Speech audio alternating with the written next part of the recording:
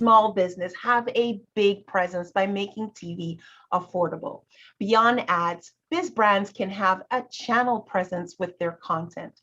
We are the Netflix of biz brands. If you have a passionate message, a solution to a problem, a new book or product launch, and want to impact a new and expansive audience, have your audience say, I saw you on TV. Today, I have Frank and Elsa Melero. It's the husband and wife team who own and operate Seras Salon. It's a full service salon in the San Fernando Valley of Los Angeles, California. The beautiful facility was fully renovated, and their Instagram page suggests it's an amazing experience for customers. So, Frank and Elsa, thank you so much for being my guests today. Thank you for having us. Thanks for having us. Well, awesome. Tell me the startup story of Seras Salon. So I guess we've always wanted to have our own business. We've always wanted to run our own business. We've always believed in our abilities to do, just that. And it just seemed like I was at my previous career. I was at Fox for about 13 years, Fox Studios out in Los Angeles. And I was there in upper management, and they were very good to me. But it's one of those things, those feelings that you just know that there's something else, and you just know that you have to follow it. And so that chapter actually did end in that Disney bought out Fox. And it was crazy considering Disney gave Fox employees an option. Do you want to stay and be a part of Disney? And truly, who says no to Disney, right? I mean, Disney, they're a great company. But I needed to be true to myself, and my wife and I took that as a sign, an opportunity to really, start our own business that we've always wanted to do. So we and it was funny because my stylist Lorena Garcia, who is our general manager, we had conversations about, hey, why don't you work in a cooler salon? Why don't you work in this salon? Why don't you do this? Like, because she's just very cutting edge and very good at what she does, has a lot to offer, her industry. And so we just talked about that for 12 years. And the salon that she actually worked at was where I went to. It was called the Hair Grove Northridge. And Billy, the previous owner, I knew her because I would see her. She was a sweet lady. And all of this turned out to be one of those things that was just kind of right in front of you. Yeah, and she was selling that at the salon. Well, she didn't want to sell at the time. She was just asked her. She was ready. She was ready to retire. Let's call it, because she was just, she had done that for. And that's how, Yeah, and so that's how we really did it. That's how we started. Yeah, that's how we bought our salon from her, and we renovated it and changed the name. Yeah.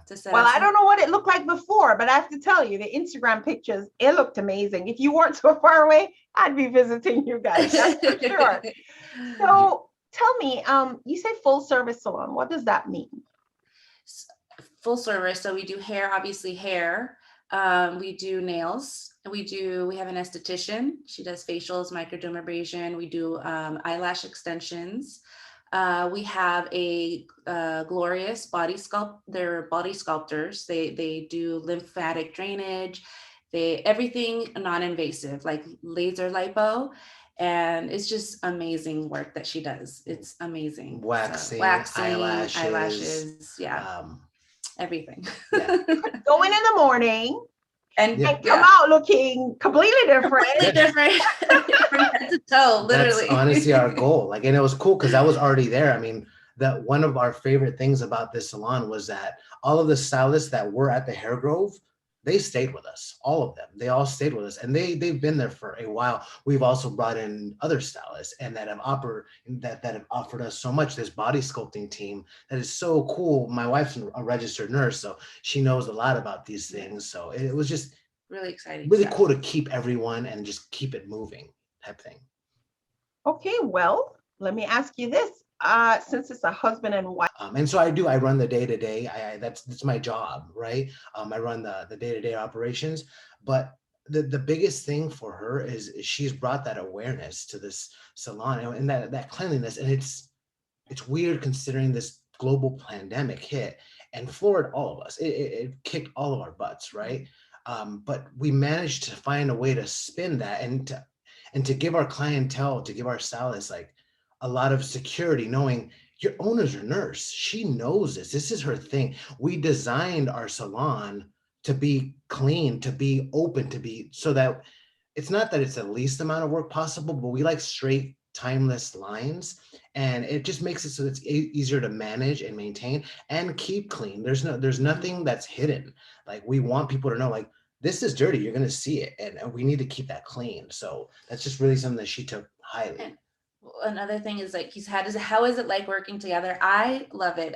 He used to work, in an office for 8 hours, and now we have a lot more freedom. We have our own business. So my job is I have like days off, or I only work 2 days a week. So I have my other days that I can spend with my family. Now we have more freedom to, go somewhere, do something together. And it's really nice for him to be home and have more flexibility, to be around his family instead of being in an office for 8 hours. Yeah. I love it. I absolutely love Waking it. up with the kids and my wife, it does not suck. I love that. Yeah. Well, there are lots of husband and wife teams who have attempted what you've done. So kudos to you guys for making it a success on that end. So let me ask you this. What is your goal for the client experience when someone sits in one of your chairs, your stylist chair or your body sculpting chair or whatever? I want everybody to feel special. Like everybody is special. Everybody is, welcome. And I want them to feel obviously safe now.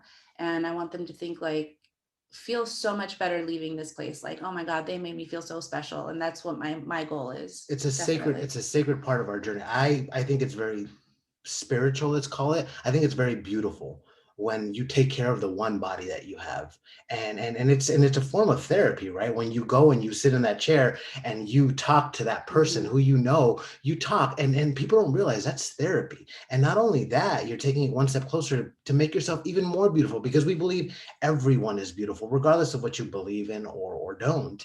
It's an experience, and we want people to know how much we appreciate them taking their time to be a part of art, to allow us to be a part of their experience. So is there anything else that you would like to share? Anything I didn't touch on? Anything that's super special or a special, like you're known for? Anything that you think the audience might benefit from knowing? I think really just it would be riffing on what we just said. All of us are special. Like it's a really weird thing to start a business during a global pandemic that has never happened. And like I said, it floored everyone. Started it during the pandemic? You literally happened right after. Luckily, I mean, we were renovating. So we thought, oh, this is, nobody was working. It was like exactly when the pandemic started. Everybody was shut down. It was perfectly wrong timing. It was perfectly wrong timing. And, the stylists weren't there. So we were able to really just completely renovate everything without, them not having to work, because they couldn't. Yeah. I mean, so it kind of worked to our favor, but because, they were able to get unemployment of sorts in a time where we were actually able to renovate, because if we would have closed during that time, they wouldn't have made money. And so that would have really hurt it was a blessing in disguise a little bit for us. It totally was. And I think that's what we saw it as, is it was an opportunity. A lot of people see this pandemic. Don't get me wrong. It still sucks.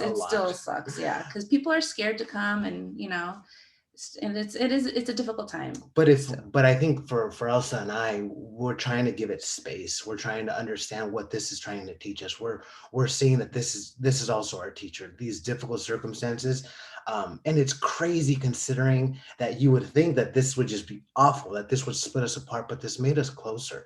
This actually put us more in touch with our faith, with humans, with our fellow humans, just to have compassion, to really see what is this trying to show us, and see the beauty of this. We're alive, we're able to take care of ourselves, and we're able to come back. And if we've seen the worst that this pandemic has hopefully offered, and then, we can find, the lighter part of the day, what's to say that the next part isn't going to be absolutely beautiful? We really do believe in that.